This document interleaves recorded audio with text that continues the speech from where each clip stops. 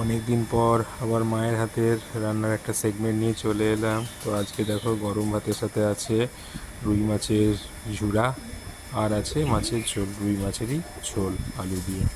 তো এই দিয়ে আজকে লাঞ্চ সারছি।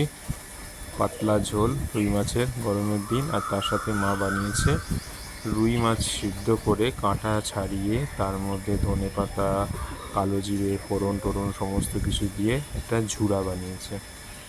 গন্ধটাই অপূর্ব লাগছে, জাস্ট দুর্দান্ত। গরম ভাতে বেশ জুত করে মেখে নিচ্ছি, আর একটু লাগবে, আর একটু নিয়ে নিলাম।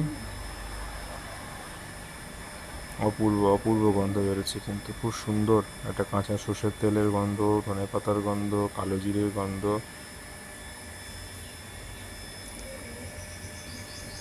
হুম,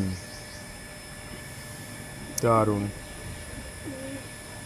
অপূর্ব, রিয়েলি ডিলিশিয়াস।